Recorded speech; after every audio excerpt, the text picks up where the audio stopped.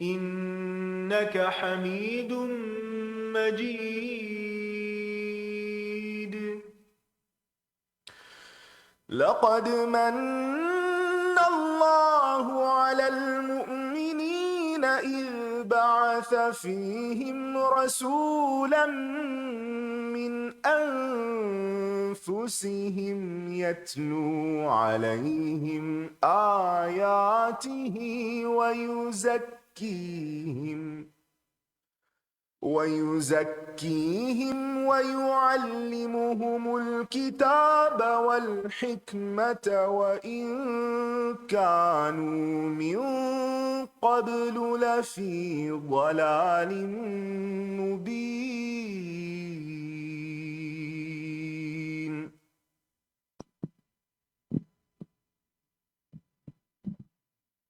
السلام علیکم ورحمۃ اللہ وبرکاتہ.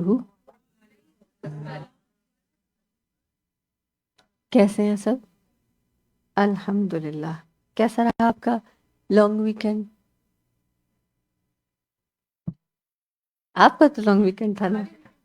الحمدللہ الحمدللہ. تیار ہیں آگے کے لیے چیزیں کیپچر کرنے کے لیے؟ اوکے انشاءاللہ شروع کرتے. نحمدہ ونصلی علی رسولہ الکریم اما بعد فاعوذ باللہ من الشیطان الرجیم. بسم اللہ الرحمن الرحیم. رب اشرح لی صدری ویسر لی امری واحلل عقدۃ من لسانی یفقہوا قولی. رب زدنی علما اللہم فقہنا فی الدین آمین. باب الالتفات فی الصلاۃ. نماز میں ادھر ادھر دیکھنا، سامنے دیکھنا، اوپر دیکھنا، دائیں بائیں دیکھنا. التفات ہوتا ہے دائیں بائیں دیکھنا، لیکن کس طرح دیکھنا؟ بغیر گردن موڑے، بغیر سینہ موڑے، یعنی کنکھیوں سے دیکھنے کو التفات کہتے ہیں. توجہ کرنا. بعض کے نزدیک اس کو مکروہ کہا گیا، بعض کے نزدیک حرام کہا گیا. ایک روایت میں آتا ہے کہ صحابہ پہلے التفات کرتے تھے، پھر جب یہ آیت اتری قد افلح المؤمنون الذین هم فی صلاتهم خاشعون، تو اس کے بعد صحابہ کرام کنکھیوں سے بھی ادھر ادھر نہیں دیکھتے تھے. حدثنا مسدد قال حدثنا ابو الاحوص قال حدثنا اشعث بن سلیم عن ابيه عن مسروق عن عائشة قالت سألت رسول الله صلی اللہ علیہ وسلم عن الالتفات في الصلاة. وہ کہتی ہے کہ میں نے نبی صلی اللہ علیہ وسلم سے نماز میں التفات کے بارے میں پوچھا. فقال فرمایا آپ نے هو اختلاس کہ یہ اچکنا ہے، یختلس الشیطان من صلاة العبد کہ شیطان بندے کی نماز میں سے کچھ اچک کے لے جاتا ہے. یعنی گویا نماز میں سامنے تو دیکھ سکتے ہیں، امام تک کو تو دیکھ سکتے ہیں، لیکن دائیں بائیں نہیں دیکھ سکتے. یعنی نماز میں نگاہوں کو فوکس کرنا چاہیے سامنے کی طرف یا سجدے کی طرف، نگاہیں گھمانی یا پھیرنی نہیں چاہیے. اس سے منع کیا گیا، یہ ناپسندیدہ ہے. حدثنا قتيبة قال حدثنا سفيان عن الزهري عن عروة عن عائشة أن النبي صلى الله عليه وسلم صلى في خميسة لها أعلام فقال شغلني أعلام هذه. آپ نے ایک لوئی میں نماز پڑھی جس پہ نقش و نگار تھے. آپ نے فرمایا نقش و نگار نے مجھ کو مشغول کر لیا. اذهبوا بها إلى أبي جهم وأتوني بأنبجانية. اس لوئی کو لے جاؤ اور ابو جہم سے ان کی سادہ چادر لے. انبجانیت اور خمیسہ میں فرق ہے. باب هل يلتفت لأمر ينزل به. کیا اگر انسان پہ کوئی مشکل آ پڑے، کوئی حادثہ، کوئی ایمرجنسی ہو جائے، نزلہ کا مطلب کوئی چیز اتر پڑے، تو پھر دیکھ سکتا ہے. او یرا شیئا یا دیکھے کوئی چیز، او بصاقا فی القبلۃ یا کوئی تھوک وغیرہ قبلے کی طرف. وقال سہل التفت ابو بکر رضی اللہ عنہ فرأى النبی صلی اللہ علیہ وسلم کہ اگر اچانک کوئی ایسی چیز ہو تو انسان اس وقت یعنی ایک نگاہ دیکھ سکتا. مثلا کوئی چیز گر پڑی یا کوئی چیز داخل ہو گئی، مثلا ایسی خطرناک چیز، تو اس صورت میں انسان دیکھ سکتا ہے ایک ہلکی سی نگاہ سے. کیوں؟ کہ اس کی نماز میں پھر خشوع و خضوع قائم رہے. ورنہ انسان اگر خوف زدہ ہی رہے ساری نماز میں کہ پتہ نہیں کتا گھسا ہے کمرے میں، اور دیکھے بھی نہ کہ دیکھنا منع ہے، تو نماز میں بھی توجہ نہ دے. تو ایسی ہر چیز جو خشوع کے خلاف ہو اسے وقتی طور پہ کرنے کے بعد خشوع کو قائم رکھنا چاہیے. تو کوئی آفت آ پڑے تو اس صورت میں انسان ایک نظر دیکھ لے تو اس سے حرج نہیں ہے. اور اس میں ہم دیکھتے ہیں دلیل کیا ہے کہ جب آپ صلی اللہ علیہ وسلم تشریف لائے نماز پڑھانے کے دوران تو حضرت ابو بکر نے ہلکا سے اشارے سے دیکھ لیا آپ صلی اللہ علیہ وسلم کو. یعنی اچانک چونکہ آپ تشریف لائے تھے ان کو پتہ نہیں تھا، کیونکہ اس سے پہلے آپ نے 3 مرتبہ یہ کہہ کے بھیجا کہ حضرت ابو بکر کو نماز پڑھا دیں. لیکن جب آپ تھوڑا سا افاقہ ہو تو آپ خود بھی تشریف لے آئے، تو اس کو حضرت ابو بکر نے نوٹ کر لیا نماز کے اندر ہی. حدثنا قتيبة بن سعيد قال حدثنا ليس عن نافع عن ابن عمر انه قال راى النبي صلی اللہ علیہ وسلم نخامة في قبلة المسجد. آپ صلی اللہ علیہ وسلم نے دیوار پہ بلغم دیکھا مسجد کے سامنے والی دیوار پر. وہ یصلی بین یدی الناس، اور وہ لوگوں کو نماز پڑھا رہے تھے. فصحتها، تو انہوں نے اس کو خرش ڈالا، یعنی نماز کی حالت میں ہی اس کو ہٹا دیا. ثم قال حين انصرف، پھر آپ نے فرمایا جب آپ نے سلام پھیرا، ان احدکم اذا كان في الصلاة فان الله قبل وجهه فلا يتنخمن احد قبل وجهه في الصلاة. رواه موسى بن عقبہ وابن ابی رواد عن نافع. اس سے کیا پتہ چلتا ہے، مثلا آپ دیکھتے ہیں کہ بعض اوقات آپ نماز پڑھ رہے ہوتے ہیں اور سجدے میں جاتے ہیں تو بچہ آ کے گر جاتا ہے یا کوئی اور چیز آ کے پھینک دیتا ہے کوئی آپ کے سامنے. اب آپ اس چیز کے اوپر ہی سجدہ نہیں کریں گے، اس کو آپ اپنے ہاتھ سے ہٹا سکتے ہیں. حدثنا يحيى بن بكير قال حدثنا ليس بن سعد عن أقيل عن ابن شهاب قال أخبرني أنس قال بينما المسلمون في صلاة الفجر. ایک دفعہ مسلمان فجر کی نماز پڑھ رہے تھے.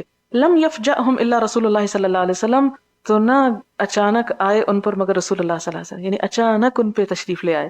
کشف الستر حجرت عائشہ، آپ نے حضرت عائشہ کے حجرے کا پردہ ہٹایا تھا، اور شاید وہ سامنے کی طرف ہوگا، پیچھے تو نہیں ہوگا کہ پیچھے مڑ کے دیکھا سب نے، ورنہ پتہ ہی نہ چلتا. فنظر الیہم، تو آپ صلی اللہ علیہ وسلم نے ان کی طرف دیکھا. وہم صفوف، اور وہ صفیں باندھے ہوئے تھے. فتبسم یضحک، تو آپ ان کی صفوں کو دیکھ کر اور نماز کا یہ حال دیکھ کر مسکراتے ہوئے ہنس پڑے، یعنی آپ صلی اللہ علیہ وسلم. ونکس ابو بکر، ابو بکر پیچھے کو ہٹے رضی اللہ عنہ علی عقبیہ، اپنی دونوں ایڑیوں پر، لیصل لہ الصف، تاکہ صف پہ جا ملیں. فظن انہ یرید الخروج، انہوں نے سمجھا تھا کہ آپ صلی اللہ علیہ وسلم باہر آنا چاہتے ہیں. وہم المسلمون، اور ارادہ کیا مسلمانوں نے، ان یفتتنوا، کہ فتنے میں پڑ جائیں، فی صلاتہم، اپنی نمازوں میں. یہ لفظی ترجمہ ارادہ بنتا ہے، اور پچھلی حدیث میں ہممنا کا لفظ آپ نے پڑھا، تو مطلب یہ کہ وہ نماز بھولے ہی جا رہے تھے، یعنی ان کو یوں لگتا تھا نماز بھول جائیں گے. فاشار الیہم، تو ان کو اشارہ کیا. ان اتموا صلاتکم، آپ نے اپنے ہاتھ سے اشارہ کیا نماز پوری کر لو. وارخى الستر، اور پردہ گرا دیا. وتوفی من آخر ذلک اليوم، اور اس آخری دن آپ فوت ہو گئے تھے. یعنی اس سے آپ دیکھیں کہ آپ کو بھی تو اپنی امت سے کتنی محبت تھی، آپ کو بھی صحابہ کرام سے کتنی محبت تھی کہ بیماری کی حالت میں بھی ان کو دیکھنے کے لیے پردہ اٹھا کر سب کو ایک نظر جی بھر کے دیکھا ہوگا، اور خوش بھی ہوئے کہ فتبسم یضحک، اور اس کے بعد آپ اسی دن فوت ہو گئے. باب وجوب القراءۃ للامام والمأموم فی الصلوات کلھا. وجوب القراءۃ، قراءت کا واجب ہونا، للامام، امام کے لیے، والمأموم، اور معموم کے لیے، فی الصلوات کلھا، تمام نمازوں میں. یعنی جب امام پڑھ رہا ہو تو مقتدی بھی ساتھ اپنا اپنا پڑھتے جائیں. فی الحضر والسفر، گھر میں بھی اور سفر میں بھی. وما یجہر فیہا وما یخافت، اور جو اس میں ظاہراً یا اعلانیہ یا اونچی آواز سے کیا جاتا ہے، اور جو چھپا کر، یعنی سری نماز پڑھی جاتی ہے. حدثنا موسیٰ قال حدثنا ابو عوانۃ قال حدثنا عبد الملک بن عمیر عن جابر بن سمرۃ قال شکا اہل الکوفۃ سعدا الی عمر رضی اللہ عنہ. جابر بن سمرہ حدیث بیان کرتے ہیں، شکا، شکایت کی، اہل الکوفتی، اہل کوفہ نے، سعدن، حضرت سعد بن ابی وقاص کی، الی عمر، حضرت عمر کو. حضرت عمر کی طرف سے سعد جو تھے وہ کوفے کے حاکم مقرر تھے، لیکن کوفے والوں نے ان کی بہت شکایات کی، جس کا نتیجہ کیا نکلا؟ فعزلہ، تو انہوں نے ان کو معزول کر دیا. کس نے؟ حضرت عمر نے. کس پر؟ کوفے والوں کی شکایات پر. کس کو؟ حضرت سعد کو. واستعمل علیہم عمارا، اور گورنر بنا دیا ان پر عمار بن یاسر کو. فشکو، تو انہوں نے شکوہ کیا، شکایتیں کی. کس کی شکایتیں کی؟ سعد کی شکایتیں کی. کیا تھی شکایات ان کی؟ حتی ذکروا، انہوں نے ذکر کیا، انہ لا یحسن یصلی، کہ وہ اچھی طرح نماز نہیں پڑھتے. فارسل الیہ، تو انہوں نے سعد کو بلا بھیجا. فقال، تو کہا، یا ابا اسحاق، اے ابو اسحاق، یہ حضرت سعد کی کنیت ہے. ان ہؤلاء، بے شک یہ لوگ، یزعمون، سمجھتے ہیں، یا دعویٰ کرتے ہیں، انکا، کہ تم، لا تحسن تصلی، اچھی طرح نماز نہیں پڑھتے ہو. قال ابو اسحاق، تو حضرت سعد کہتے ہیں، اما انا واللہ، میں اللہ کی قسم، فانی کنت اصلی بہم صلاۃ رسول اللہ صلی اللہ علیہ وسلم، کہ میں تو ان کو اللہ کے رسول صلی اللہ علیہ وسلم جیسی نماز پڑھایا کرتا تھا. اور قسم کھا کے یہ بات کہتے ہیں، ما اخرم عنہا، نہیں میں نے کوتاہی کی اس سے، اصلی صلاۃ العشاء، میں نماز پڑھاتا عشاء کی نماز، فأرقد فی الأولیین، تو میں لمبا کرتا اس میں پہلی 2 رکعتوں میں، یعنی پہلی 2 رکعتیں ذرا لمبی ہوتی، وأخف فی الأخریین، اور ہلکا کرتا میں 2 آخری رکعتوں میں۔ قالا، کہا، کس نے کہا؟ عمر نے کہا، ذالک الظن، یہ گمان تھا، بکا، تیرے ساتھ، یا ابا اسحاق، اے سعد، سعد، میرا تمہارے بارے میں یہی خیال تھا کہ تم حضور صلی اللہ علیہ وسلم کی سنت کو پوری طرح فالو کرتے ہوگے۔ فارسل معہ رجلا، تو ان کے ساتھ ایک شخص کو بھیجا، او رجالا، یا کچھ لوگوں کو، یعنی ایک یا زیادہ لوگوں کو حضرت سعد کے ساتھ بھیجا گیا۔ کہاں؟ الی الکوفہ، کوفہ میں۔ کس کام کے لیے بھیجا گیا؟ فسأل عنہ اہل الکوفہ، تو حضرت سعد کے بارے میں اہل کوفہ والوں سے پوچھا گیا۔ ولم یدع مسجدا، انہوں نے کوئی مسجد نہ چھوڑی، الا سأل عنہ، مگر ان کے بارے میں سوال کیا، یعنی ہر مسجد میں جا کے کوفہ کی حضرت سعد کے بارے میں تحقیق کی گئی کہ ان پر جو الزام تھا کہ یہ اچھی طرح نماز نہیں پڑھاتے تو اس کی تصدیق ہو سکے۔ وَيُثْنُونَ مَعْرُوفًا، لیکن انہوں نے کیا کیا؟ ثنا کی، تعریف کی، معروفاً، ان کی نیکی کی۔ حتی دخل مسجدا لبنی عبس، یہاں تک کہ بنی عبس کی مسجد میں وہ لوگ گئے۔ فقام رجل منہم، تو ایک شخص ان میں سے کھڑا ہوا، یقال لہ اسامہ بن قتادہ، جس کا نام اسامہ بن قتادہ تھا، یکنا ابا سعدہ، جسے ابو سعدہ کہا جاتا۔ قالا، وہ کہنے لگا، اما اذ نشدتنا فإن سعدا، اما بات یہ ہے کہ اس جب نشدتنا، تو نے قسم دی ہم کو، یعنی تم ہم سے قسم لے کے پوچھ رہے ہو، تو دیکھو فإن سعدا، تو بات یہ ہے کہ سعد کان لا یسیر بالسریۃ، نہ چلتے تھے کسی جنگ پر، یعنی کسی لشکر کے ساتھ لڑائی کرنے نہیں جاتے تھے، لشکر بھیج دیتے تھے، خود نہیں ساتھ جاتے تھے۔ یعنی اب وہ پچھلی شکایت کو ختم کر رہے ہیں، ایک نئی شکایت آ رہی ہے۔ ولا یقسم، اور نہیں تقسیم کرتے تھے، بالسویۃ، برابری کے ساتھ، یعنی مال غنیمت کو عدل و انصاف کے ساتھ تقسیم نہ کرتے۔ ولا یعدل، اور نہ عدل و انصاف کرتے، فی القضیۃ، مقدمے میں، یعنی آپ کے پاس جب کوئی مقدمہ پیش ہوتا تو انصاف نہیں کرتے۔ قال سعد، تو اب سعد کو صفائی کا موقع دیا گیا۔ سعد کہتے ہیں، اما واللہ لأدعون بثلاث، کہ اللہ کی قسم میں 3 باتوں کے ساتھ دعا کرتا ہوں۔ کیا دعا کرتے ہیں؟ اللہم، اے اللہ، ان کان عبدک ھذا کاذبا، اگر تیرا یہ بندہ جھوٹا ہے۔ کون؟ یہ جو الزام لگانے والا ہے، جس کا نام ابو سعدہ تھا۔ قام ریاءً، یہ کھڑا ہوا ہے ریاکاری کے ساتھ، وسمعۃً، اور شہرت کے لیے۔ فاطل عمرہ، آپ اس کی عمر زیادہ کر دیں، واطل فقرہ، اس کا فقر بھی زیادہ کر دیں، لمبا کر دیں، اس کی عمر طویل کر دیں، اس کا فقر طویل کر دیں، وعرضہ بالفتن، اور اس کو فتنوں میں پھنسا دیں۔ قال، کہتے ہیں راوی، فکان بعد اذا سئل یقول، اس کے بعد جب وہ پوچھا جاتا تو وہ کہتا، یعنی شیخ کبیر، یعنی اس شخص کا یہی حال ہوا کہ شیخ کبیر مفتون، کہ بوڑھا آدمی فتنوں میں پڑ گیا ہے۔ اصابتنی دعوت سعد، مجھے سعد کی بد دعا لگی ہے۔ حضرت سعد بن ابی وقاص جو تھے، ان پر یہ سب الزامات لگائے گئے تھے۔ انہوں نے حضور صلی اللہ علیہ وسلم کے ساتھ جنگ احد میں شرکت کی، بہت بہادر انسان تھے، تیر اندازی کر کے کافروں کو آپ صلی اللہ علیہ وسلم کے پاس پھٹکنے نہ دیا، اور حضور صلی اللہ علیہ وسلم نے ان کے بارے میں فرمایا کہ اے سعد، تیر چلا، میرے ماں باپ تجھ پہ قربان ہوں، یعنی اتنا بڑا مقام تھا ان کا، اور یہ فضیلت کسی اور صحابی کو نہیں ملی۔ اور پھر ایران کی جنگ میں انہوں نے بہت شجاعت اور بہادری کے جوہر دکھائے اور کامیابی حاصل کی، اور سارا کا سارا ایران فتح کیا، اور ان کی دعا قبول کی ہوئی کیونکہ حضور صلی اللہ علیہ وسلم نے ان کے لیے دعا کی تھی کہ اے اللہ، سعد کو مستجاب الدعوات بنا، کہ سعد کی دعا قبول کر۔ تو آپ کی دعا کے نتیجے میں حضرت سعد کی دعا بھی قبول ہوتی تھی۔ اس لیے جب انہوں نے اس شخص کے خلاف بد دعا کی جس نے ان پر ناروا الزام لگائے، تو وہ دیکھنے میں آیا کہ اس کا حال یہی ہوا۔ کالا عبد الملک کہتا ہے کہ فَأَنَا رَأَيْتُهُ، میں نے بھی دیکھا تھا اس شخص کو۔ کس کو؟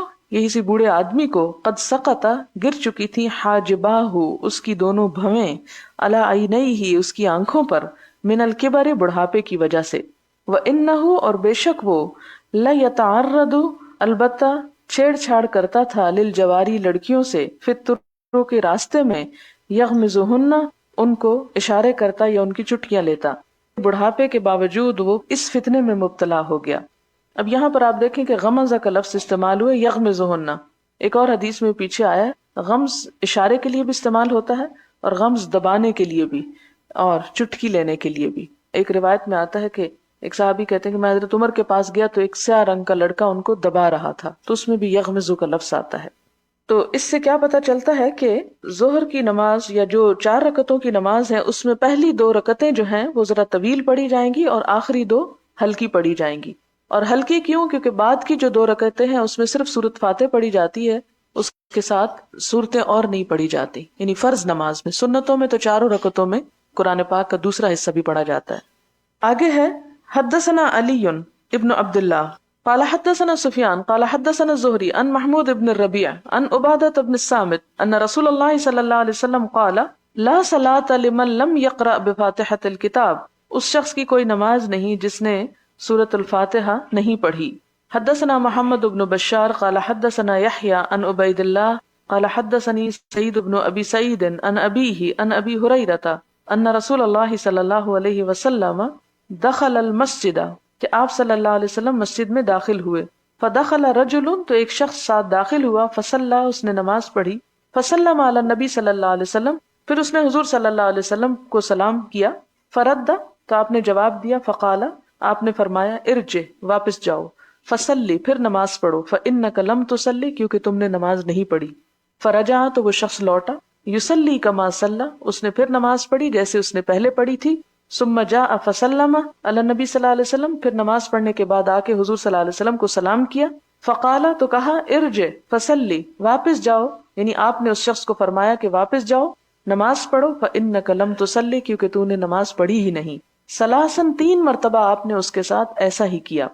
فقال تو وہ شخص بولا والذی قسم اس ذات کی بعثک بالحق جس نے آپ کو حق کے ساتھ بھیجا ہے، ما احسن غیرہ میں اچھا نہیں پڑھنا جانتا اس کے علاوہ، یعنی میں تو ایسی ہی نماز پڑھ سکتا ہوں، مجھے نہیں معلوم کہ اچھی نماز کیا ہوتی ہے. فعلمنی آپ مجھے سکھا دیجئے. فقال تو آپ نے فرمایا، اب یہ دیکھیں کہ آپ صلی اللہ علیہ وسلم اس شخص کو اچھی نماز کا طریقہ سکھا رہے ہیں. کیا طریقہ ہے؟ اذا قمت الى الصلاۃ جب تم کھڑے ہو نماز کے لیے، فکبر تو تکبیر کہو، ثم اقرأ ما تیسر معک پھر پڑھو جو میسر ہو تجھ کو، یعنی جتنا قرآن میں سے تم پڑھ سکتے ہو، من القرآن قرآن میں سے. ثم ارکع پھر رکوع کرو، حتی تطمئن راکعا یہاں تک کہ تم اطمینان کے ساتھ کرو رکوع کو.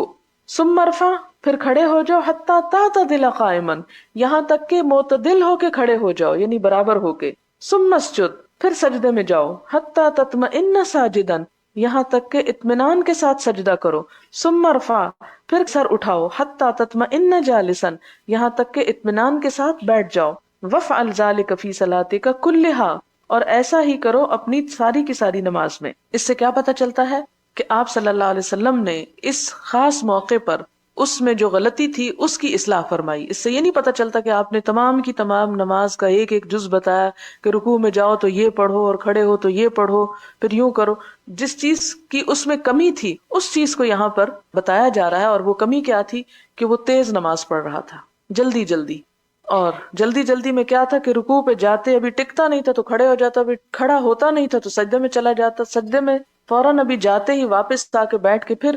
تو اس پر آپ صلی اللہ علیہ وسلم نے ایسی غلطی کرنے پر اس سے 3 مرتبہ نماز پڑھوائی، 3 مرتبہ.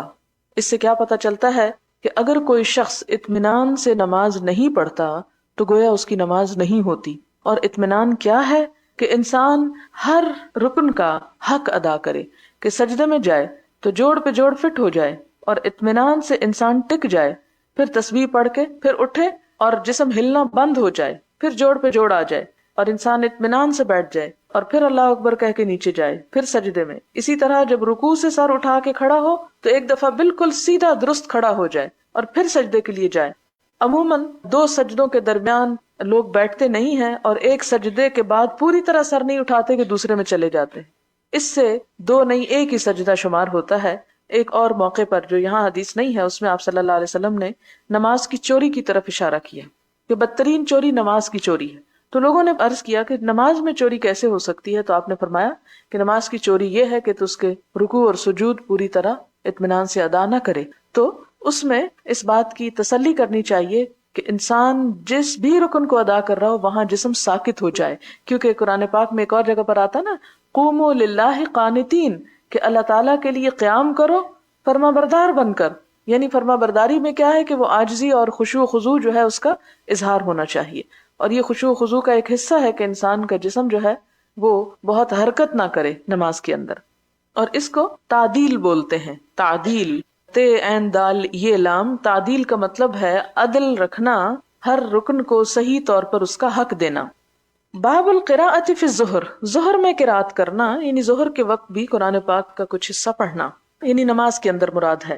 حدثنا ابو النعمان قال حدثنا ابو عوانۃ عن عبد الملک بن عمیر عن جابر بن سمرۃ قال قال سعد كنت اصلی بهم صلاة رسول اللہ صلی اللہ علیہ وسلم.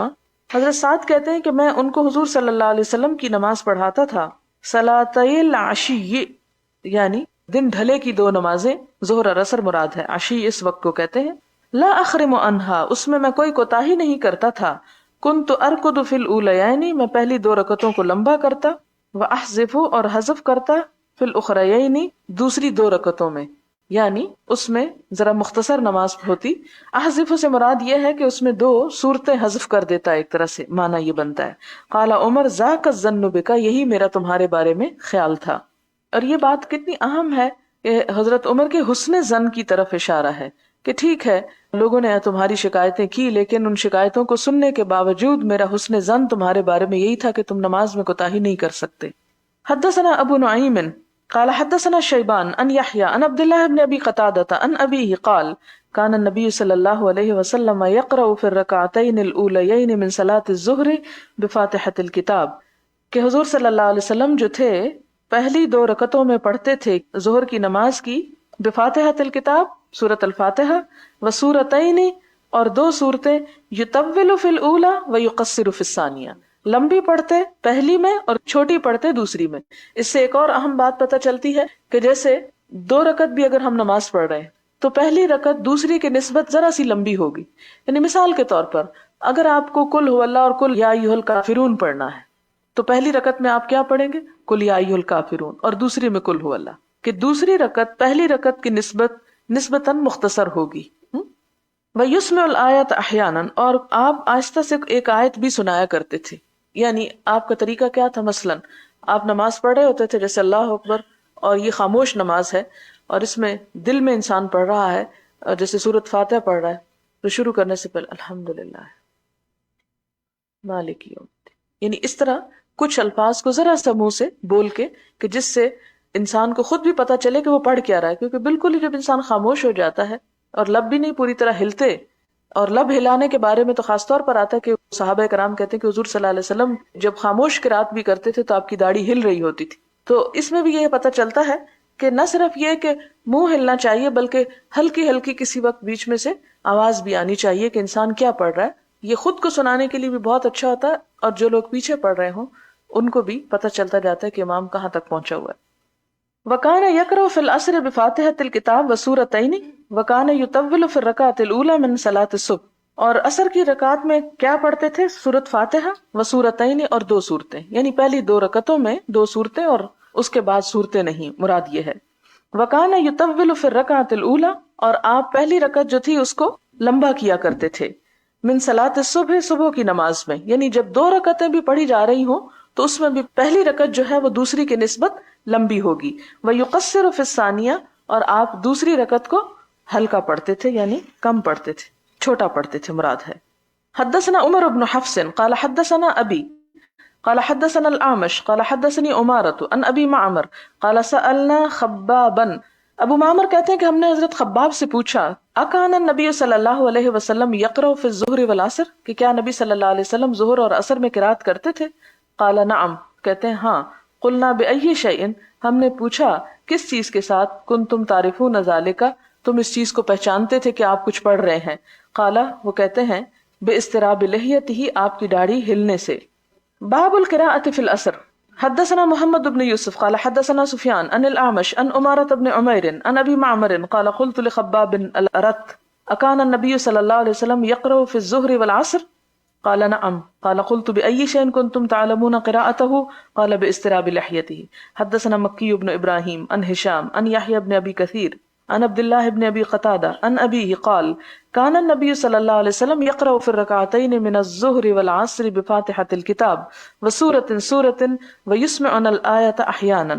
گزر چکی ہے. باب القراءة في المغرب. حدثنا عبد الله بن يوسف اخبرنا مالك عن ابن شهاب عن عبيد الله بن عبد الله بن عتبة عن ابن عباس رضي الله عنهما انه قال ان ام الفضل سمعته وهو يقرأ والمرسلات عرفا. کہ ایک صحابیاں ہیں ام الفضل جنہوں نے سنا ابن عباس کو کہ وہ پڑھ رہے تھے کیا؟ سورۃ المرسلات. فقالت وہ کہنے لگی یا بنیا واللہ اے میرے بیٹے اللہ کی قسم لقد ذکرتنی بقراءتک هذه السورة انها لآخر ما سمعت من رسول اللہ صلی اللہ علیہ وسلم يقرأ بها في المغرب. وہ اپنے بچے کو کہنے لگی کہ بیٹا تو نے یہ سورت پڑھ کے مجھے یاد کرا دیا. ذکرتنی تو نے مجھے یاد کرا دیا کیا؟ اس سورت کا پڑھنا. آخری چیز جس کو میں نے حضور صلی اللہ علیہ وسلم کو مغرب میں پڑھتے ہوئے سنا وہ یہی سورت تھی. یعنی اس سے کیا پتہ چلتا ہے کہ اتنی لمبی سورت بھی آپ مغرب کی نماز میں پڑھا کرتے تھے. حدثني ابو عاصم عن ابن جريج عن ابن ابي مليكة عن عروة بن الزبير عن مروان بن الحكم قال قال لي زيد بن ثابت ما لك تقرأ في المغرب بقصار. مروان بن حکم سے روایت ہے کہتے ہیں کہ مجھ سے زید بن ثابت نے کہا کیا ہے تجھ کو کہ تو پڑھتا ہے مغرب میں چھوٹی چھوٹی صورتیں. وقت سمعت النبی صلی اللہ علیہ وسلم يقرأ بطولتين. حالانکہ میں نے نبی صلی اللہ علیہ وسلم کو 2 لمبی صورتوں میں سے زیادہ لمبی صورت پڑھتے سنا ہے. یعنی مروان جب حاکم بنا اور نماز پڑھانے لگا کیونکہ اس زمانے میں جو حکمران ہوتے تھے وہی امام بھی ہوتے تھے, وہی نماز لوگوں کو لیڈ کرتے تھے, وہ ایک بنیادی ذمہ داری تھی ان کی. تو ان سے پوچھا گیا کہ تم ہمیشہ ہی چھوٹی صورتیں پڑھا دیتے ہو, حالانکہ نبی صلی اللہ علیہ وسلم تو مغرب میں لمبی صورتیں بھی پڑھا کرتے تھے. باب الجہر فی المغرب. مغرب میں بلند آواز سے پڑھنا. حدثنا عبداللہ بن یوسف قال اخبرنا مالک عن ابن شہاب عن محمد ابن جبیر ابن مطعم قال سمعت رسول اللہ صلی اللہ علیہ وسلم قرأ فی المغرب بالطور. جبیر بن مطعم کہتے ہیں اپنے باپ سے کہ میں نے حضور صلی اللہ علیہ وسلم کو سنا کہ قرأ آپ نے پڑھا فی المغرب مغرب کی نماز میں کیا؟ بالطور سورۃ الطور. اور یہ بلند آواز کہاں سے پتہ چلتا ہے؟ ظاہر ہے کہ صحابی نے سنا تو اسی سے وہ روایت کرنے کی بلند آواز تھی. باب الجہر فی العشاء. عشاء میں بلند آواز سے پڑھنا. حدثنا ابو النعمان قال حدثنا معتمر عن ابيه عن بکر عن ابی رافع قال صلیت مع ابی ہریرہ العتمۃ فقرأ. وہ کہتے ہیں ابو رافع کہ میں نے حضرت ابو ہریرہ کے ساتھ عشاء کی نماز پڑھی تو انہوں نے کیا پڑھا؟ فقرأ اذا السماء انشقت فسجد, پھر سجدہ کیا. فقلت له قال سجدت خلف ابی القاسم صلی اللہ علیہ وسلم فلا ازال اسجد بها حتى القاه. تو ان سے پوچھا گیا کہ تم نے سجدہ کیا؟ تو وہ کہتے ہیں ہاں, اس لیے کہ میں نے حضور صلی اللہ علیہ وسلم کے پیچھے یہ سورت پڑھتے ہوئے سجدہ کیا تھا اور میں مسلسل اس کو پڑھتا رہوں گا یہاں تک کہ میں آپ سے دوبارہ جا ملاقات کروں. یعنی حضور صلی اللہ علیہ وسلم کی سنت کو چھوڑوں گا نہیں جب تک زندہ ہوں. حدثنا ابو الولید قال حدثنا شعبۃ عن عدی قال سمعت البراء ان النبي صلی اللہ علیہ وسلم كان في سفر, کہ نبی صلی اللہ علیہ وسلم ایک دفعہ سفر میں تھے. فقرأ فی العشاء, تو آپ نے پڑھی عشاء میں فی احدى الرکعتین 2 رکعتوں میں سے ایک میں بالتین والزیتون, یعنی سورۃ التین پڑھی. باب القراءۃ فی العشاء بالسجدۃ. عشاء کی نماز میں سجدے والی سورت پڑھنا. حدثني مسدد قال حدثنا يزيد بن زريع قال حدثنا التيمي عن بكر عن ابي رافع قال صليت مع ابي هريرة العتمة فقرأ اذا السماء انشقت فسجد فقلت ما هذه قال سجدت فيها خلف ابي القاسم صلى الله عليه وسلم فلا ازال اسجد فيها حتى القاه. باب القراءة في العشاء. عشاء میں قرات. حدثنا خلاد بن يحيى قال حدثنا مسعر قال حدثنا عدي بن ثابت انه سمع البراء رضي الله عنه قال سمعت النبي صلى الله عليه وسلم يقرأ والتين والزيتون في العشاء وما سمعت احدا احسن صوتا منه او قراءة. صحابی برا کہتے ہیں کہ میں نے حضور صلی اللہ علیہ وسلم کو پڑھتے ہوئے سنا کہ آپ سورۃ التین پڑھ رہے تھے. کب؟ عشاء کی نماز میں. اور میں نے کبھی کسی کو حضور صلی اللہ علیہ وسلم سے بڑھ کر خوبصورت آواز میں قرآن پڑھتے نہیں سنا. یعنی آپ سے خوبصورت آواز کسی اور کی نہ تھی, یا آپ سے خوبصورت قرات کسی اور کی نہ تھی. اور ہوتا بھی کیوں نہ اس لیے کہ اللہ تعالیٰ نے آپ کو چنا تھا اپنی کتاب اتارنے کے لیے. باب یطول فی الاولیین ویحذف فی الاخریین. پہلی 2 رکعتوں کو لمبا کرنا اور دوسری 2 کو مختصر کرنا, حذف کرنا اس میں کچھ. حدثنا سليمان بن حرب قال حدثنا شعبة عن أبي عون قال سمعت جابر بن سمرة قال قال عمر لسعد لقد شكوك في كل شيء حتى الصلاة قال اما انا فامد، پیچھے ارکد آتا ہے، یہاں امد، میں لمبا کرتا ہوں، فی الاولیین پہلی دو رکعتوں کو، واحذف فی الاخریین اور حذف کرتا ہوں پچھلی دو رکعتوں میں، یعنی کوئی صورت نہیں پڑھتا، صرف سورۃ الفاتحہ مراد ہے، ولا آلو اور میں پرواہ نہیں کرتا، مقتدیت بہ من صلاۃ رسول اللہ صلی اللہ علیہ وسلم جب تک کہ میں حضور صلی اللہ علیہ وسلم کی نماز کی پیروی کر رہا ہوں، یعنی مجھے اس بات کی پرواہ نہیں کہ لوگ مجھے کیا کہتے ہیں، اور میں آپ صلی اللہ علیہ وسلم کی پیروی کرنے میں کوئی کوتاہی بھی نہیں کرتا۔ یہ دونوں معنی اس کے ہو سکتے ہیں۔ قال صدقت ذاک الظن بک، حضرت عمر کہتے ہیں تم نے سچ کہا، یہی گمان تھا تیرے بارے میں، او ظنی بک، یا میرا گمان تیرے بارے میں یہی تھا۔ ان ساری شکایتوں کے باوجود کہ جو جھوٹی بھی ثابت ہوئی، لیکن پھر بھی حضرت عمر رضی اللہ تعالیٰ عنہ نے ایک فتنے کو ختم کرنے کے لیے حضرت سعد کو معزول کر دیا تھا۔ باب القراءۃ فی الفجر، فجر میں قرات کرنا۔ وقالت ام سلمہ قرأ النبی صلی اللہ علیہ وسلم بالطور، اور حضرت ام سلمہ کہتی ہیں کہ آپ صلی اللہ علیہ وسلم نے سورۃ الطور پڑھی، کب؟ فجر کی نماز میں۔ حدثنا آدم قال حدثنا شعبہ قال حدثنا سیار بن سلامہ قال دخلت انا وابی علی ابی برزۃ الاسلمی فسألناہ عن وقت الصلاۃ، ہم نے حضرت ابو برزہ اسلمی سے نماز کے وقت کے بارے میں پوچھا، فقال کان نبی صلی اللہ علیہ وسلم یصلی الظہر حین تزول الشمس، تو انہوں نے کیا بتایا کہ آپ صلی اللہ علیہ وسلم اس وقت ظہر پڑھتے کہ جب سورج کو زوال ہوتا، والعصر اور عصر، ویرجع الرجل الی اقصى المدینہ، اور ایک شخص مدینہ کے دور دراز علاقے میں پہنچ جاتا یعنی عصر پڑھ کر، والشمس حیۃ، اور سورج ابھی تیز ہوتا، ونسیت ما قال فی المغرب، اور میں بھول گیا کہ انہوں نے مغرب میں کیا کہا، ولا یبالی بتاخیر العشاء، اور عشاء کو تاخیر کرنے میں آپ پرواہ نہ کرتے تھے، الی ثلث اللیل، ایک تہائی رات تک، ولا يحب النوم قبلها، اور عشاء کی نماز سے پہلے سونے کو پسند نہ کرتے، ولا الحدیث، اور نہ بات کرنے کو، ولا الحدیث بعدها ہونا چاہیے، اور نہ بات کرنا اس نماز کے بعد، ويصلي الصبح، اور آپ صبح کی نماز پڑھتے، وينصرف الرجل، اور ایک انسان سلام پھیر جاتا یا نماز پڑھ کے چلا جاتا، فيعرف جلیسہ، تو وہ اپنے ساتھی کو پہچانتا، وكان يقرأ في الركعتين او احداهما، اور آپ صلی اللہ علیہ وسلم پڑھا کرتے تھے دو رکعتوں میں یا ان میں سے ایک میں، ما بین 60 الی 100، 60 سے 100 آیتیں تک۔ اس سے کیا پتہ چلتا ہے کہ اتنی لمبی سورت پڑھتے تھے فجر کی نماز میں، جس کی 60 سے 100 آیتیں ہوتی تھی۔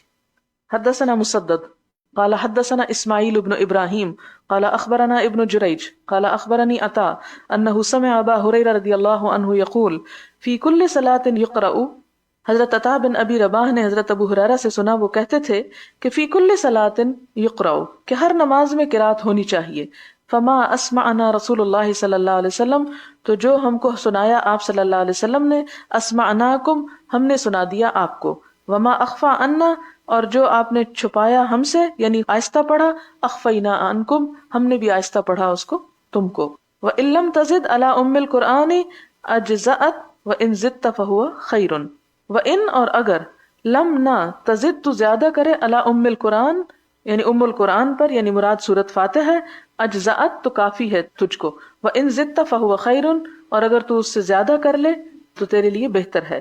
اس سے کیا پتہ چلتا ہے کہ سورۃ فاتحہ کے بغیر تو نماز نہیں ہوتی، اس کو تو ہر حال میں پڑھنا ہوگا، لیکن سورۃ فاتحہ کے ساتھ اور سورت ملانا جو ہے وہ مستحب ہے، واجب نہیں ہے، یعنی اس حدیث سے یہ پتہ چلتا ہے۔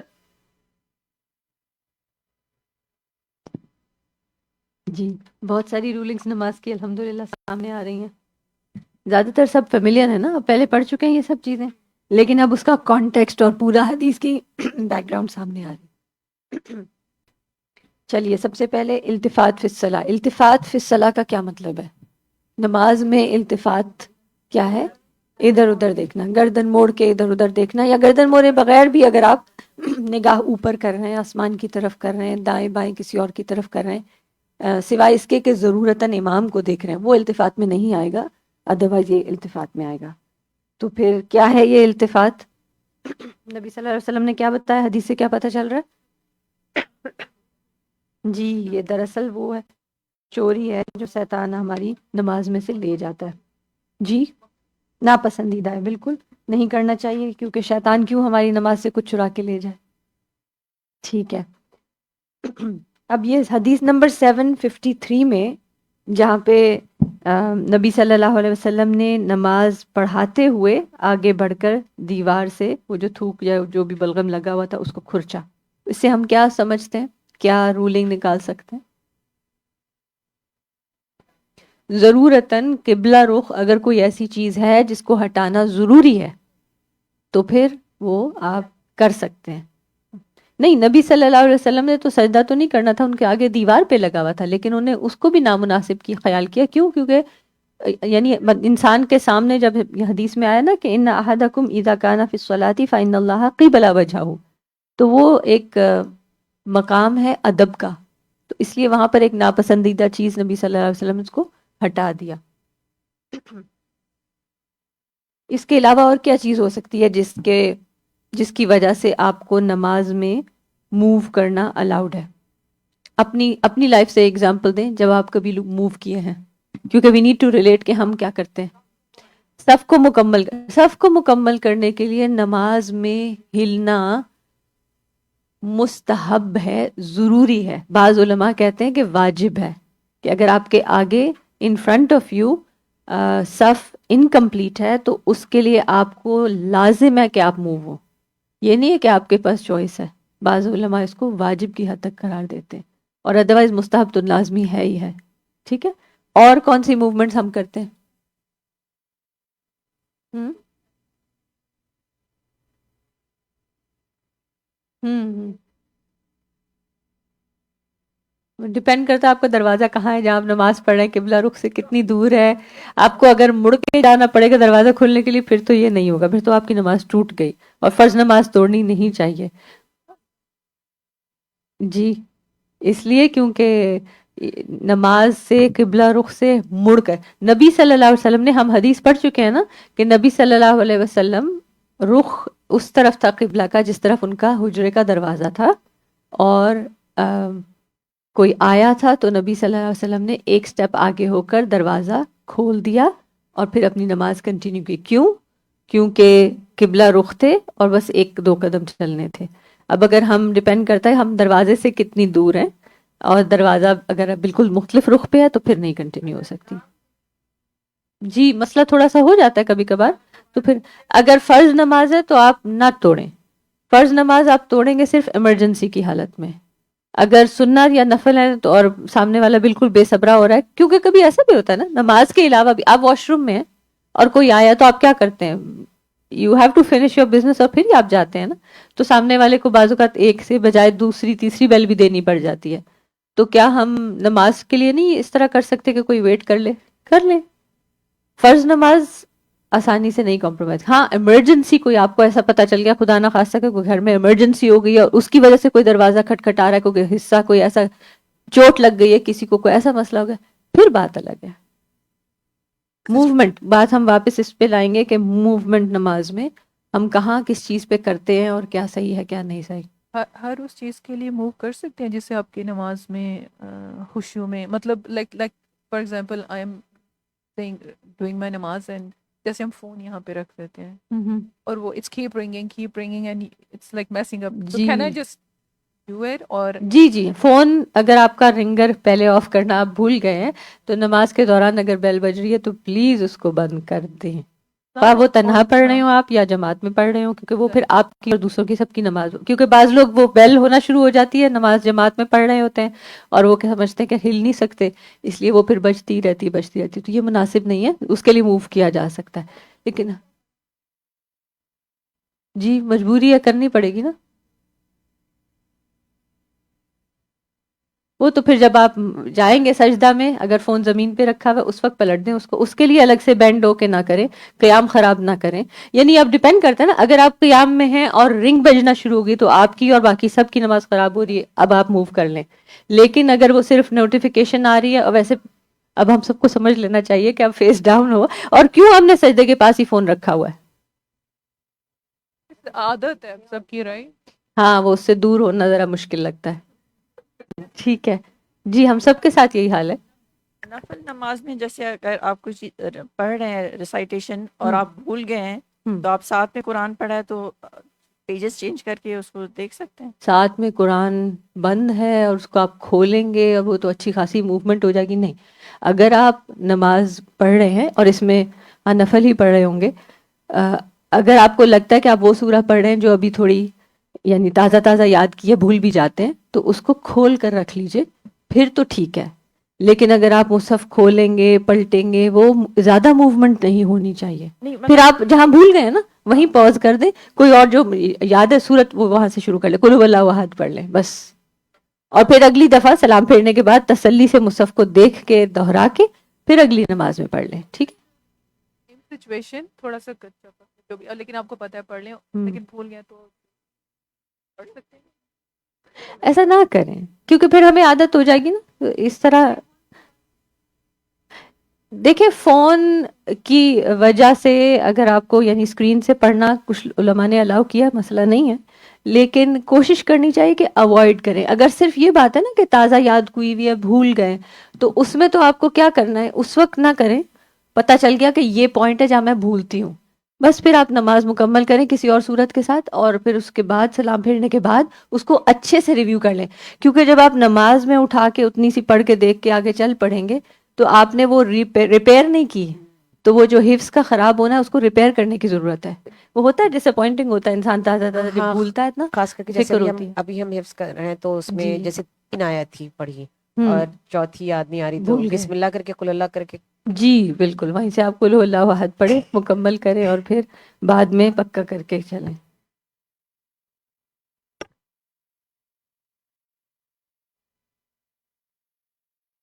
ہاں ہاں جا سکتے ہیں، جا سکتے ہیں. جی جی وہ کوئی ایسا مسئلہ نہیں. ٹھیک ہے. اور آپ دیکھ رہے ہیں کہ الحمدللہ جو صورتیں آپ یاد کر رہے ہیں اس کے بارے میں آ رہا ہے کہ نبی صلی اللہ علیہ وسلم کون کون سی نماز میں پڑھتے تھے. تو اب اس کو تھوڑا سا میموری میں باندھ لیں کہ آپ نے اذا السماء انشقت یاد کر لیا نا آپ لوگوں نے؟ ابھی نہیں کی؟ اچھا پہنچنے والے ہیں. اچھا بس اوکے انشاءاللہ کر لیں گے. تو جب کر لیں گے تو پھر انشاءاللہ اس کو کہاں پلیس کریں گے، کون سی نماز میں پڑھا کریں گے؟ نبی صلی اللہ علیہ وسلم نے عشاء میں پڑھی. ٹھیک ہے، 3 بس زیتون تو آلریڈی آتی ہوگی. ٹھیک ہے الحمدللہ. تو اس کو کہاں پڑھیں گے؟ وہ بھی عشاء میں پڑھ لیں گے الحمدللہ. والمرسلات عرفا تو 29ویں پارے میں، وہ تو آپ نے نہیں پڑھی ہوگی اگر یاد کر لی ہوگی چند. اچھا اور یہ بھی ہو سکتا ہے کہ آپ چند آیات ہی، جیسے سورۃ الطور کے بارے میں آ رہا ہے نا کہ نبی صلی اللہ علیہ وسلم نے مغرب میں بھی پڑھی، اس کے علاوہ بھی تو فجر میں بھی پڑھی. تو اب والطور جو ہے نا بہت چھوٹی چھوٹی آیتیں ہیں شروع میں، اور سورت سیلف لمبی ہے لیکن اگر آپ شروع کی 8-10 آیتیں بھی یاد کر لیں اور اس کو اس نماز میں بلڈ ان کر لیں تو وہ جو مسنون قرات ہے آپ کی، اس سے آپ کو بہت یعنی مسنون عمل کرنے سے نا وہی اجر بہت اوپر چلا جاتا ہے. انشاءاللہ ہمیں اس کی طلب کرنی چاہیے. خوشی بھی ہوتی ہے، ڈیفینیٹلی خوشی بھی ہوتی ہے الحمدللہ. ٹھیک.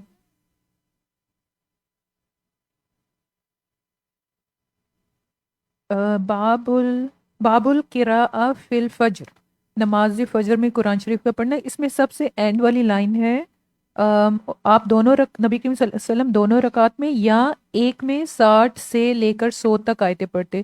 تو وہ یہ فجر کی رکعت کی بات ہو رہی ہے، سننا کی نہیں. فجر جی میں یا جی دونوں جی میں ایکولی فرض نماز، فرض فرض نماز میں. نماز کی بات تو ہے. یہاں دونوں رکعت میں ٹوٹل کلیکٹیولی 60 to 100 یا ایک میں ہی 60 to 100 پڑھ لیتے تھے اور دوسری میں پھر کم پڑھتے تھے؟ کیونکہ اس میں لکھا ہے پھر دونوں رکعت. رکعتین او احداہما، یعنی دونوں میں بھی یا ایک میں بھی، یعنی ویرائٹی دیتے تھے نا نبی صلی اللہ علیہ وسلم. اور آپ دیکھیں کہ اب آپ لوگوں نے الحمدللہ جو سورۃ النبا اور سورۃ النازعات اگر آپ فجر میں پڑھتے ہیں تو آپ کی ہو جاتی ہیں 60 to 100 آیات آپ کی ہو جاتی ہیں. یاد ہو گئی نا یہ دونوں صورتیں؟ سب کو جی یاد ہو گئی ہیں. سبحان اللہ. جب سے ہم نے یہ پڑھی ہے نا تب اس دن سے I'm doing 60 to 100 and it's الحمدللہ amazing, it's such a good feeling. اور الحمدللہ جزاک اللہ خیر اسپیشلی آپ نے جیسا پروگرام ڈیزائن کیا ہو کہ الحمدللہ وہ سورہ نبا اور نازیات ملا کے بن جاتی ہیں 60 to الحمدللہ. 100. اور فجر سنت میں بھی آ جاتی ہے. اور یعنی وہ جو بات ہے کہ زیادہ تلاوت کرنی ہے، آیتیں چھوٹی چھوٹی ہیں لیکن نمبر پورا ہو جاتا ہے. تو یہ اللہ تعالیٰ کا کتنا کرم ہے اور ہمارے دوسرا لیے وہ بھی ہے کہ جو 100 آیات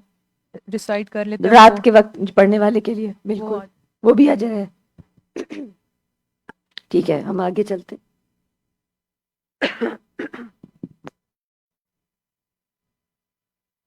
باب الجہر بقراءۃ صلاۃ الصبح وقالت ام سلمہ طفت وراء الناس والنبی صلی اللہ علیہ وسلم یصلی ویقرأ بالطور. باب کا نام ہے الجہر بقراءۃ صلاۃ الصبح، صبح کی نماز میں قرات اونچی پڑھنا. اور ام سلمہ کہتی ہے طفت، میں نے طواف کیا، وراء الناس لوگوں کے پیچھے، اس حال میں کہ والنبی صلی اللہ علیہ وسلم یصلی، اور آپ صلی اللہ علیہ وسلم نماز پڑھا رہے تھے، ویقرأ بالطور، اور آپ سورۃ الطور پڑھ رہے تھے.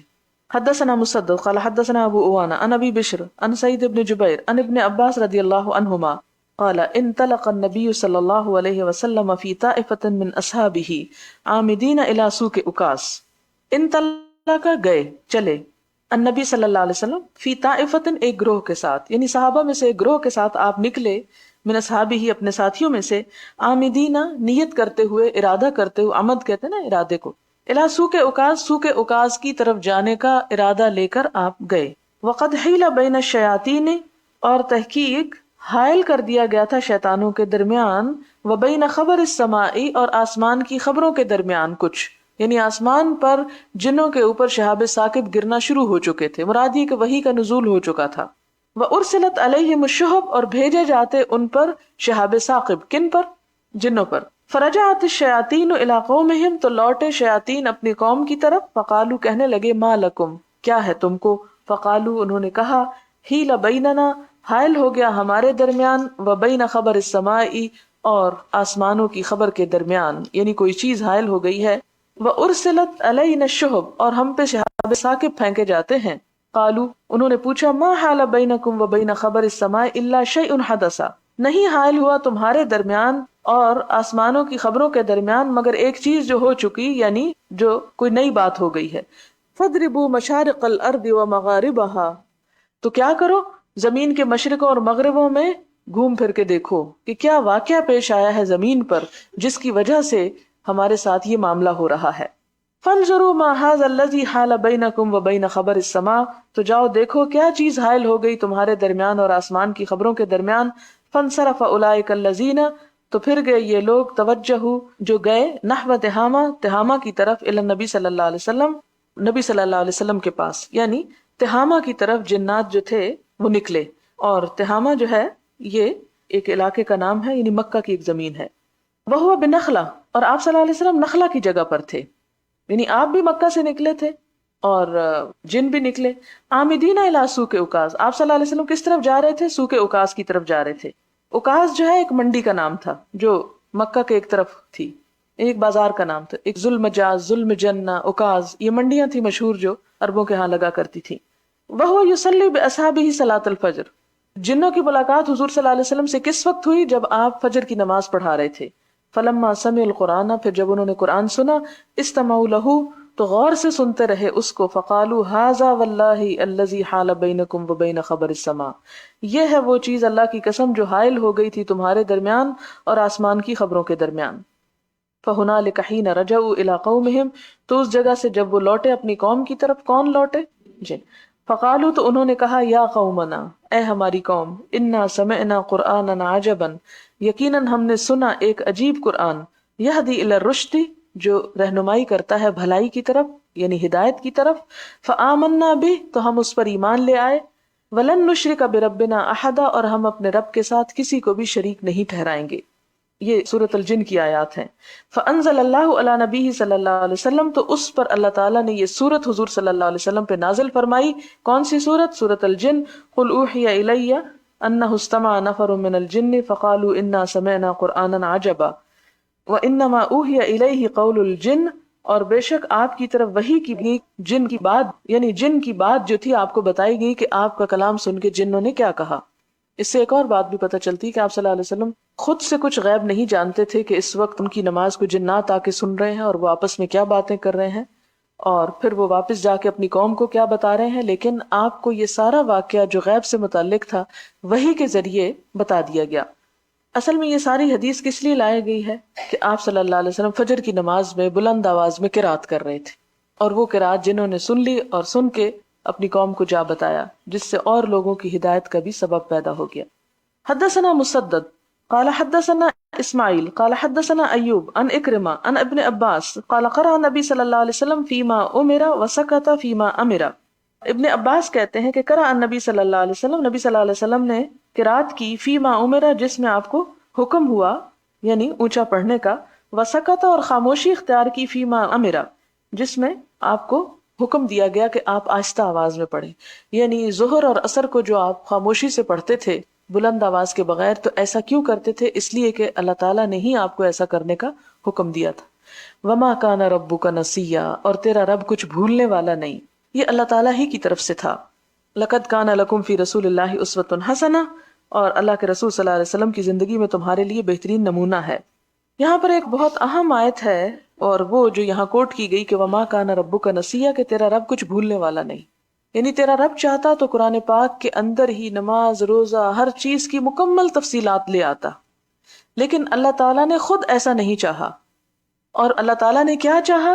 کہ یہ کام کروا کے دکھا دیے جائیں. اب آپ دیکھیں کہ آپ میں سے اکثر لوگ یوں کرتے ہیں کہ جب میں کوئی حدیث اس طرح صرف پڑھ جاتی ہوں جس کا تعلق ایک خاص عمل سے ہوتا ہے، تو عموماً اگلے دن آپ کا سوال یہ ہوتا ہے کہ وہ کام کر کے دکھائیں. مثلاً وہ جو اشتمال والی حدیث تھی کہ آپ صلی اللہ علیہ وسلم نے کس طرح چادر کو باندھا اور کندھوں پر ڈالا، تو جتنی دفعہ بھی اس کو پڑھا گیا، ایک سے زیادہ دفعہ اس کو پڑھا گیا، لیکن ساری تھیری پڑھ کے بھی بات سمجھ نہ آئی کہ اصل میں ہوا کس طرح. پھر جب وہ ایک مثال سے بات سمجھائی گئی یا کر کے دکھائی گئی تو اس سے بات فوراً سمجھ میں آ گئی. تو اسی طرح اس بات میں بڑی حکمت ہے کہ اللہ تعالیٰ نے سب کچھ قرآن پاک میں ہی لکھ کر ہمیں نہیں دیا، بلکہ کیا فرمایا کہ لقد کان لکم فی رسول اللہ اسوۃ حسنہ، میں نے تمہیں عبادت کا حکم دیا ہے، لیکن تم کیا کرو؟ عبادت کے طور طریقے معلوم کرنے کے لیے نبی صلی اللہ علیہ وسلم کا نمونہ دیکھو. وہاں تمہیں پریکٹیکلی کر کے دکھایا جائے گا. اور پھر جو کچھ آپ کرتے تھے صحابہ کرام، اس کو جب روایت بھی کرتے تھے تو اس سارے بعض اوقات ایکشن کی پوری نمائندگی کرتے تھے، کر کے دکھاتے تھے کہ آپ نے فلاں کام کس طرح کیا. لیکن ہم میں سے بہت سے لوگ یہ کہتے ہیں جی جو قرآن میں ہے وہ تو ہم مان لیں گے، اور جو حدیث میں ہے وہ پتہ نہیں سچا ہے کہ نہیں ہے.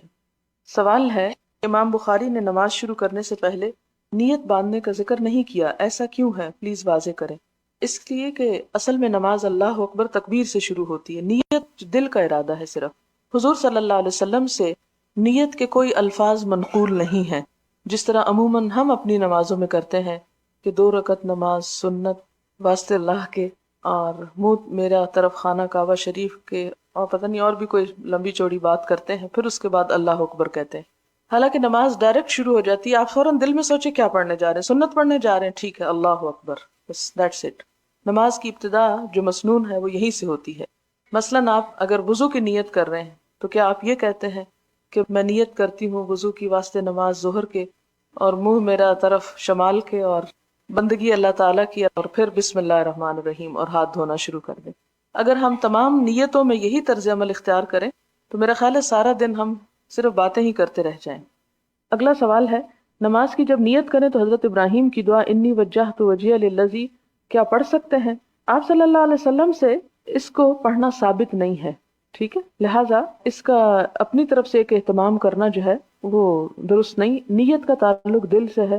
اگر آپ جاتے ہوئے مصلی کی طرف اپنے شوق سے یہ آیت پڑھ رہے ہیں تو پڑھ لیں، لیکن کھڑے ہو کر اس کی پابندی کرنا یہ ایک بوجھ ہو جائے گا بلا وجہ کا. مثلاً اگر یہ نماز کا حصہ ہی ہے تو آپ اپنے بچے کو اگر نماز شروع کر رہے ہیں تو اسے کہیں اللہ اکبر سے، تو کتنی سمپل بات ہے. لیکن اگر اس سے پہلے نہیں، یہ بھی ایک دعا ہے، پہلے یہ پڑھو اور پھر نماز شروع کرو، تو یہ ایک بلا وجہ کا بوجھ ہوگا. اور اس طرح کی چیزیں ایڈ کرنے سے دین بوجھل ہو جاتا ہے. جب وہ بوجھل ہو جاتا ہے تو ہم اٹھا نہیں سکتے. پھر کیا ہوتا ہے، ریئیکشن ہوتا ہے، اور سارے کا سارا وہ بھی اس میں نکل جاتا ہے جو فرض ہے اور جو ہمیں ہر صورت میں کرنا چاہیے.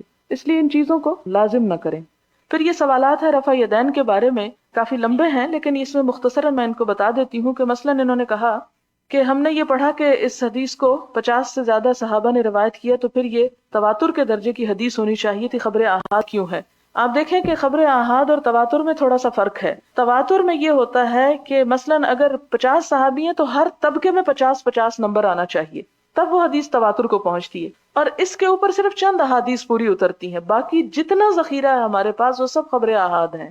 خبر احاد کی 3 قسمیں ہوتی ہیں. پھر ایک مشہور ہے، ایک غریب ہے، اور ایک عزیز ہے.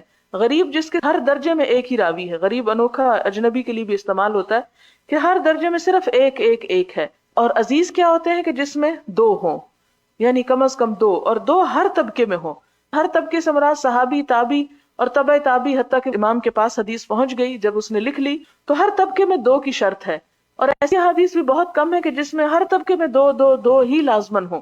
بعض اوقات ایک طبقے میں صحابی مثلاً 3 ہیں اور 3 سے بیچ میں 2 آ جاتے ہیں اور 2 سے پھر آگے 5-10 روایت کرنے والے ہیں تو وہ عزیز کے درجے میں آ سکتی ہے. لیکن اگر کہیں ڈراپ ہو کے 1 رہ گیا، یعنی سارے طبقوں میں 2 تھے، کہیں 1 آ گیا تو وہ غریب ہو جائے گی. اسی طرح تیسرا درجہ اس کا مشہور کا ہے، اور مشہور میں کیا ہوتا ہے کہ 3 یا 3 سے زائد، اور ہر طبقے میں 3 یا 3 سے زائد. تو یہ جو رفع یدین کی احادیث ہے یہ مشہور میں آتی ہیں، متواتر میں اس لیے نہیں آتی کہ مثلا اگر 50 صحابہ نے روایت کی تو لازمی نہیں کہ اگلے درجے میں بھی ایک روایت کے 50 ہی راوی موجود ہوں اور اس سے اگلے درجے میں بھی 50. ایسا صرف 2-4 احادیث ہیں.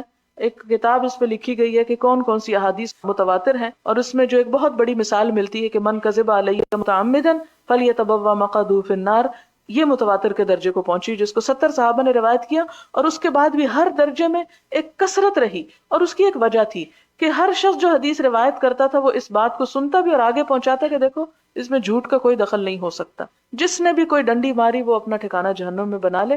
اس لیے یہ حدیث تواتر کے درجے کو پہنچ گئی. لیکن کسی حدیث کے صحیح ہونے کے لیے یہ شرط نہیں کہ وہ تواتر ہی کو پہنچی ہوئی ہو، وہ مشہور بھی ہو سکتی ہے، عزیز بھی ہو سکتی ہے، غریب بھی ہو سکتی ہے. اصل چیز ہے کہ وہ شرائط پوری ہوں جو صحت کے لیے اس کا ہونا ضروری ہے. پھر ایک اور بات انہوں نے لکھی کہ حضرت عثمان کے زمانے میں صحابہ کرام نے اس کو چھوڑ دیا. اس کی کوئی دلیل نہیں کہ حضرت عثمان کے زمانے میں اسے چھوڑا گیا، اور بعض لوگ یہ کہتے ہیں کہ یہ منسوخ ہو گیا. یہ منسوخ بھی نہیں ہوا حکم. پھر اسی طرح یہ ہے کہ ایک اور روایت کو کوٹ کیا جاتا ہے کہ جس میں کہا جاتا ہے کہ آپ صلی اللہ علیہ وسلم فرمائے کہ میں دیکھتا ہوں کہ تمہارے ہاتھ جو ہیں وہ گائے کے دموں کی طرح، یعنی ان کو تم ہلاتے ہو. گھوڑے کی ایک جگہ پر آتا ہے اور ایک جگہ گائے کی. تو آپ دیکھیں کہ یہ نہیں ہے کہ وہ نماز میں اوپر نیچے کرتے تھے تو وہ گائے کی دم یا گھوڑے کی دم کی طرح ہلاتے تھے. اس میں یہ ہوتا تھا کہ جو ہی سلام پھیرتے تو لوگ ادھر سلام علیکم ادھر کرتے، یعنی دائیں بائیں جانے کو. اور آپ دیکھیں کہ جب گھوڑا دم ہلاتا ہے اوپر نیچے نہیں ہلاتا. لیکن جب ضد اور تعصب آ جائے اور آپ کوئی بات نہ ماننا چاہیں تو پھر اس طرح کی بہت سی چیزیں جو ہیں وہ اس میں شامل ہو جاتی ہیں. پھر اسی طرح ہم دیکھتے ہیں کہ فقہ میں جتنے بھی ائمہ ہیں، امام احمد بن حنبل ہوں یا امام مالک ہوں، انہوں نے امام مالک کی بات کی، حالانکہ موطا میں رفع یدین کی حدیث موجود ہے، امام مالک اس کے قائل ہیں. پھر اسی طرح امام شافعی ہوں، یہ تمام ائمہ اس کے قائل ہیں. صرف اگر نہیں قائل تو امام ابو حنیفہ کا ایک قول ہے، اور جس کی بنیاد شاید عبداللہ بن مسعود کی اس بات پر ہے، اور اس کے بارے میں پیچھے پہلے بات کر چکی ہوں آپ سے. اصل بات یہ ہے کہ ہمارے ہاں خصوصاً جو ماحول ہے انڈیا پاکستان کا، اس میں جب کسی سے محبت ہوتی ہے یا دوستی ہوتی ہے تو اس میں بھی ہم حد کو بڑھ جاتے ہیں. جب کسی سے اختلاف ہوتا ہے تو اختلاف زبانی کلامی کی بجائے ہم چریاں اٹھا لیتے ہیں، یعنی آخر تک پہنچ جاتے ہیں. تو اس میں بہت زیادہ غلوب کیا گیا. سچی بات ہے کہ میں خود بھی بڑے عرصے تک متردد رہی، بڑی مشکل یہ سنت اپنے اندر لائی، حالانکہ ہونا نہیں چاہیے تھا ایسے. لیکن یہ ہے کہ انسان کے دل کی کیفیات جو ہوتی ہیں وہ آہستہ آہستہ آہستہ آہستہ ہی وہ محبت راسخ ہوتی. ایک ہوتا ہے نا یکایک حضور صلی اللہ علیہ وسلم سے محبت ہو جانا، وہ اپنی جگہ ہے. لیکن آپ صلی اللہ علیہ وسلم سے جو محبت ہے وہ صرف طبعی محبت نہیں ہے، وہ اصول کی محبت ہے. اور جب آپ کسی کے ساتھ اصول کی محبت کرتے ہیں تو وہ ٹائم لیتی ہے. اس میں آپ حضرت عمر کو دیکھیں، وہ کہتے ہیں یا رسول اللہ ہر چیز قربان کر سکتا ہوں، جان نہیں دے سکتا. حالانکہ ہم کہ اچھا حضرت عمر یہ کہہ رہے ہیں، ہاں انہوں نے سچ بولا، اپنی کیفیت بتائی. تو یہ دل کی کیفیات اور یہ جھجک اور اس طرح کی چیزیں موجود رہتی ہیں، حتیٰ کہ اللہ کرم کرے، اللہ دلوں کو بدلنے والا ہے کہ وہ بدلے تو بدلتے ہیں. ربنا لا تزغ قلوبنا، اسی لیے کہا گیا کہ اللہ تو ہدایت دے کے پھر نہ پھیر دینا، تو ہمیں ان وسوسوں سے بچانا اور اس پر قائم رکھنا. تو یہ چیز بھی انہی میں سے ہے کہ جس میں ہمارے ہاں بہت زیادہ سختی کی گئی اور بہت زیادہ اس پر لے دے ہوئی، اور جس کے نتیجے میں ایک اچھی بری سنت کو بالکل دیس نکالا کر دیا گیا، اور اس کی وجہ سے بعض اوقات مسجدیں تک الگ کر دی گئی کہ یہ وہابی ہیں اور معلوم نہیں کیا کیا. ایسا نہیں کرنا چاہیے. اصل بات یہ ہے کہ جب ایک بات پتہ چل جائے اور صحیح سند سے ثابت ہو جائے اور اکثریت ہو اس پر، تو پھر اس میں صرف یہ دیکھنا کہ میرے والدین نہیں کرتے تو سچی بات ہے میرے بھی والدین نہیں کرتے، لیکن یہ ہے کہ میں نے والدین سے کبھی جھگڑا بھی نہیں کیا اور ان کی اپنی جگہ احترام ہے. لیکن اللہ کے رسول صلی اللہ علیہ وسلم والدین سے بھی بڑھ کے عزیز ہیں، اس لیے ان کی بات اپنی جگہ ہے. اور والدین کے ساتھ میرا یہ بھی دل نہیں چاہتا کہ میں کوئی بحث تمہیز کر کے ان کو نکیر کروں. ان کی اگر ایک سوچ تھی تو وہ کہتے ہیں نا کہ بڑوں کی خطائیں پکڑنا بھی ایک خطا ہوتی ہے. تو اسلام ہمیں یہ ادب ضرور سکھاتا ہے کہ ہم بڑوں کے ساتھ جب بات کریں تو تنقید یا ایسا انداز نہ ہو یا جھگڑنے کا انداز نہ ہو ایک عزت اور احترام کے ساتھ. اور اگر آپ سمجھتے ہیں کہ آپ کی کسی بات سے والدین کے دل کو تکلیف ہوگی اور ان کو ناپسند ہوگا تو ذرا احتیاط برتیں، مناسب موقع کی تلاش کریں. مجھے جب سمجھ آئی تو اس وقت میں والدین کا گھر چھوڑ چکی تھی، اس لیے شاید موقع نہیں وہ اتنا پایا کہ میں تسلی سے بات کروں، لیکن ہمیشہ دل میں ایک تکلیف ضرور رہی کہ کاش وہ بھی ایسا ہی کرتے.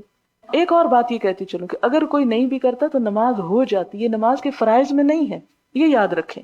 نماز ہو جاتی ہے، یعنی مثلا فرائض میں کیا کچھ شامل ہے؟ قیام فرض ہے، رکوع فرض ہے، سجدہ فرض ہے، تشہد میں بیٹھنا فرض ہے، لیکن رفع یدین فرض نہیں ہے، سنت ضرور ہے.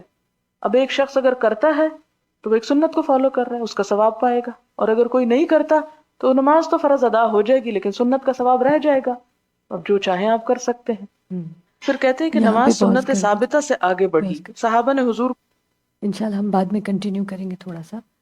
جو آپ کا ریگولر گروپ ٹائم ہوتا ہے اس میں آج ہماری بخاری کا سلاٹ چلے گا. ابھی ہم یہاں پر تھوڑی سی ریڈنگ پریکٹس کر لیں گے.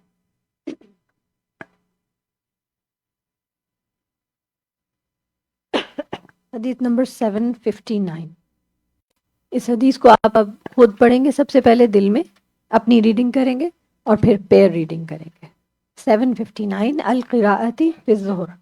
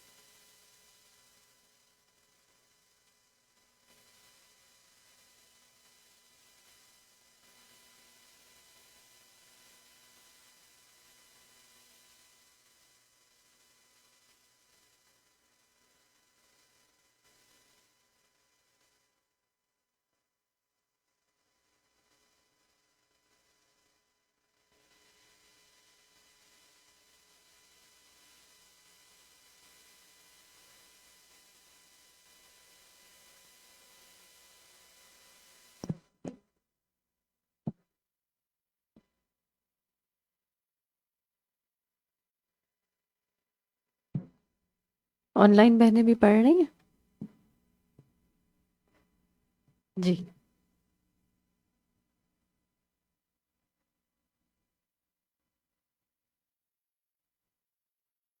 ہم۔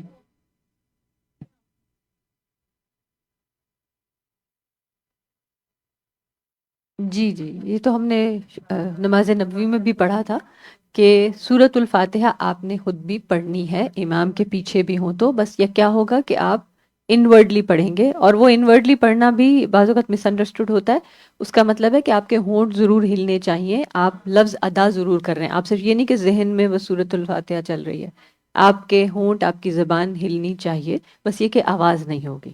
ٹھیک ہے، انشاءاللہ ویل کنکلوڈ ہیئر. 1:10 پر ہم انشاءاللہ دوبارہ یہاں آئیں گے اور اپنا ریمیننگ لیسن مکمل کریں گے. سبحانک اللہم و بحمدک، اشہد ان لا الہ الا انت، استغفرک و اتوب الیک. السلام علیکم ورحمۃ اللہ وبرکاتہ.